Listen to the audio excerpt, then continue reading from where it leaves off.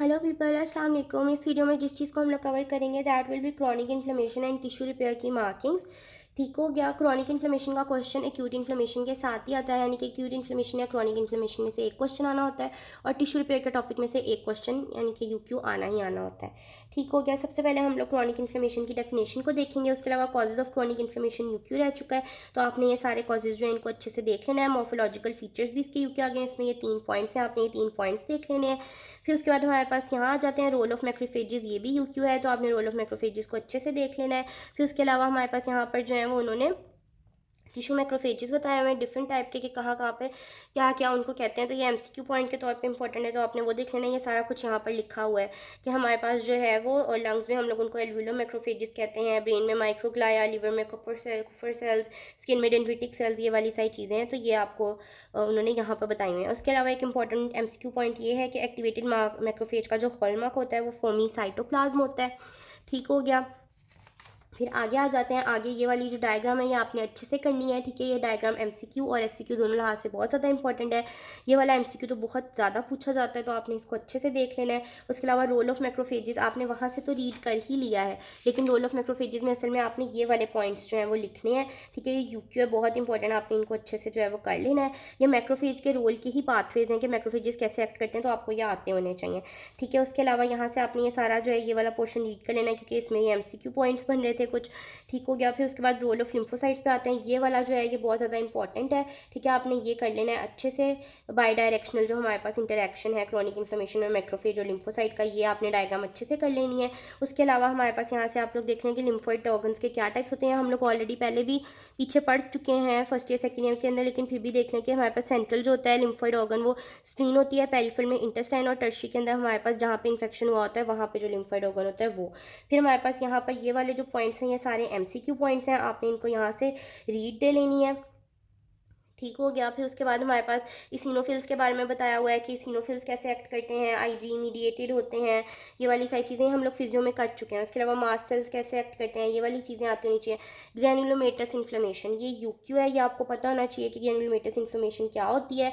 ये हम लोगों ने पीछे नेक्रोसिस में भी पहले चैप्टर में देखी थी कि ग्रैनुलोमा फॉर्मेशन होती है, तो आपको पता होना चाहिए कि what is a granuloma, granuloma की टाइप्स क्या होती हैं, caseous granuloma, non caseous granuloma, ये वाली चीज़ें। ठीक हो गया। फिर उसके बाद नेक्स्ट आपने इसकी मोर्फोलॉजी देख लेनी है। आपको पीछे याद होगा फर्स्ट चैप्टर में नेक्रोसिस में, केजियस नेक्रोसिस में हम लोगों ने पढ़ा था कि लैंगहेन टाइप ऑफ जायंट सेल्स होते हैं, तो वो वाला पॉइंट यहाँ पे लिखा है, ये बहुत इंपॉर्टेंट एमसीक्यू पॉइंट है, तो आपने इसको अच्छे से कर लेना है। उसके अलावा आपने ये वाला टेबल देख लेना है, ये टेबल यूक्यू है, ठीक है। अक्सर पूछ लेते हैं नॉन केजिएटिंग ग्रैनुलोमा या ग्रैनुलोमेटस डिजीज़ के नाम बताएं, केजिएटिंग ग्रैनुलोमेटस डिजीज़ के नाम बताएं, तो वो आपने ये वाले टेबल से जो है वो कवर कर लेनी है। फिर उसके बाद नेक्स्ट हमारे पास जो है वो यहाँ से आपने एक्यूट फेस प्रोटीन्स को देख लेना है कि एक्यूट फेस प्रोटीन्स क्या होती हैं। बाकी इतना कोई खास रीड करने की जरूरत नहीं है। क्रॉनिक इन्फ्लेमेशन यहाँ पे हमारा कवर हो जाता है। फिर आ जाते हैं टिश्यू रिपेयर में से, जिसमें से एक क्वेश्चन आना ही आना है। टिश्यू रिपेयर में टिश्यू रिपेयर की डेफिनेशन जो है वो हमारे पास यूक्यू है। उसके अलावा रीजनरेशन की डेफिनेशन यूक्यू है। टिश्यू रिपेयर और रीजनरेशन में जो डिफरेंस है वो हमारे पास जो है वो एक बहुत ही ज़्यादा इंपॉर्टेंट जो है वो यूक्यू है। उसके अलावा कॉम्पोनेंट्स ऑफ टिश्यू रिपेयर क्या होता है, रीजनरेशन और स्कारिंग होती है, आपने इसको एक दफ़ा रीड दे लेना है। यहाँ से मैकेनिज्म ऑफ टिश्यू रिपेयर देख लेना है। फिर हम लोग यहाँ आ जाते हैं सेल रीजनरेशन के ऊपर। इसके अंदर हमारे पास जो 3 ग्रुप्स हैं टिश्यूज़ के, वो यूक्यू आया हुआ है कि लेबाइल होता है, स्टेबल होता है, और हमारे पास जो होता है वो परमानेंट होते हैं, और इनकी एग्जांपल्स ये आपने अच्छे से कर लेनी है। ठीक हो गया। उसके अलावा हमारे पास चैप्टर नंबर 1 के अंदर टेबल 1.1 है, ये आपने करना है। ये यूक्यू है, बहुत ज़्यादा इंपॉर्टेंट, और ये यूक्यू यही है। और इसका क्वेश्चन कैसे आता है कि ग्रोथ फैक्टर्स जो अफेक्ट कर रहे होते हैं हमारे पास wound healing, cutaneous wound healing के स्टेप्स को, उनके बारे में बताएं। तो ये टेबल 1.1 जो चैप्टर 1 है उसके अंदर बना हुआ है, वो वाला टेबल ही है। बाकी उसके अंदर ये वाले पॉइंट्स हैं जो ये मैंने यहाँ पे लिखे हुए हैं, वही उस टेबल में भी लिखे हैं, तो आप वो वहाँ टेबल से कर सकते हैं। लिवर रीजनरेशन के अंदर जो है वो हमारे पास 2 पॉइंट्स हैं, प्रोलिफरेशन ऑफ रिमेनिंग हिपेटोसाइट्स और दूसरा रिपॉपुलेशन फ्रॉम दी प्रोजेनिटर सेल्स। आपने ये देख लेनी है, वाली डायग्राम देख लीजिएगा, उसके लिए that will be more than enough. फिर आ जाता है repair of connective tissue deposition. इसमें स्टेप्स इन स्कार फॉर्मेशन बहुत इंपॉर्टेंट यूक्यू है। ठीक हो गया। उसके अलावा हमारे पास ग्रेनुलेशन टिश्यू होता क्या है, उसकी फॉर्मेशन कैसे होती है, ठीक है। स्कार फॉर्मेशन कैसे होगी, उसके स्टेप्स आ गए। ऑब्वियसली ग्रेनुलेशन टिश्यू की ग्रॉस अपीयरेंस क्या होती है, ये सारा यहाँ पर लिखा हुआ है, ये आपने अच्छे से करना है। अक्सर ग्रेनुलेशन इन टिश्यू और ग्रैनुलोमा में डिफरेंस पूछ लिया जाता है वाइवा में, आपको ये पता होना चाहिए। रोल ऑफ मैक्रोफेज हम लोग पीछे भी करके आ रहे हैं, लेकिन यहाँ पर भी एक दो आपको एक्स्ट्रा पॉइंट्स और एमसीक्यू पॉइंट्स मिल जाएंगे, तो आपने ये चीज़ देख लेनी है। जैसे कि ये एमसीक्यू पॉइंट है कि हमारे मैक्रोफेजेस जो होते हैं वो रिपेयर के अंदर सेंट्रल रोल प्ले करते हैं, क्योंकि वो सीटी मॉडलिंग वगैरह करवाते हैं। ठीक हो गया ये वाली चीज़ें। फिर एंजियोजेनेसिस क्या होती है, एंजियोजेनेसिस की ये आपके पास डायग्राम है कि एंजियोजेनेसिस होती कैसे, स्टेप्स क्या हैं, तो ये डायग्राम आपने एज इट इज़ जो है कर लेनी है अच्छे से याद। ठीक है, सबसे पहले वेजोडाइलेशन होती है, फिर पेरिसाइट डीअटैचमेंट होती है, उसके बाद एंडोथीलियल सेल की माइग्रेशन होती है, फिर कैपिलरी ट्यूब की रीमॉडलिंग होती है, फिर पेरिसाइट रिक्रूटमेंट होती है, और फिर हमारे पास सप्रेशन हो जाती है प्रोलिफरेशन की, और न्यू वेसल जो है वो बन जाती है। ठीक हो गया, आपने डायग्राम कर ली पैथोजेनेसिस की तो हो जाएगा बहुत आराम से। उसके अलावा ये वाला एक एमसीक्यू पॉइंट है कि TGF beta is the most important cytokine for the synthesis and deposition of connective tissue and the proteins. उसके बाद नेक्स्ट हम आ जाते हैं, हमारे पास फैक्टर्स हैं जो इन्फ्लुएंस करते हैं टिश्यू रिपेयर को। ये यूक्यू आया हुआ है, अक्सर पूछ लेते हैं लोकल फैक्टर्स बता दें या सिस्टेमिक फैक्टर्स बता दें, तो सारे फैक्टर्स यहाँ पर जो हैं वो लिखे हुए हैं। फिर उसके बाद हमारे पास आगे आ जाता है healing by first intention and second intention.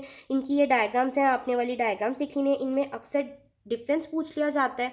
ठीक है, यहाँ पे ये लोग अलहदा से पूछ लेते हैं कि फर्स्ट इंटेंशन हीलिंग बता दें या सेकंड इंटेंशन हीलिंग बता दें, तो आप यहाँ से इसको एक दफ़ा रीड ज़रूर दे दीजिएगा। रीड देने के बाद जो है ये मैंने यहाँ पर इसका डिफरेंस ऐसे लिखा हुआ है, तो आपने इसका ऐसे डिफरेंस जो है वो अपने पास लिख लेना है। और ये क्वेश्चन अक्सर पूछा जाता है, ये बहुत इंपॉर्टेंट यूक्यू है, तो आपको ये पता होना चाहिए। फिर उसके बाद यहाँ पर पीछे हमारे पास एक पॉइंट है वूंड कॉन्ट्रैक्शन का, आपको ये कॉन्ट्रैक्शन का पॉइंट आता होना चाहिए। ये बहुत इंपॉर्टेंट यूक्यू है, आपने इसको अच्छे से करना है। फिर उसके बाद नेक्स्ट हमारे पास एबनॉर्मेलिटीज़ इन टिश्यू रिपेयर है। एबनॉर्मेलिटीज़ इन टिश्यू रिपेयर में आपको इनके नाम तो लाजमी आते होने चाहिए, क्योंकि ये यूक्यू है, तो आपने ये करने हैं, इनके नाम लाजमी करने हैं। ठीक हो गया। उसके बाद हमारे पास एक्सेसिव स्कारिंग के अंदर वो अक्सर पूछ लेते हैं हाइपरट्रॉफिक स्कार्स क्या होते हैं, किलॉइड क्या होते हैं, एक्सूबरेंट ग्रेनुलेशन क्या होती है, ठीक है, कॉन्ट्रैक्चर क्या होता है, ये वाली सारी चीज़ें। कोई किलॉइड और हाइपरट्रॉफिक स्कार में डिफरेंस भी पूछा जाता है, अल्सर क्या होता है ये पूछ लेते हैं। उसके अलावा हमारे पास chronological order of steps of healing, ये वाली चीज़ भी पूछी जाती है, तो आपने इसको भी एक दफ़ा जो है वो लाजमी देख लेना है। बाकी इस चैप्टर के अंदर यही सब कुछ है। अगर इसके अलावा भी कोई चीज़ आपने पूछनी हो तो do ask me in the comment section.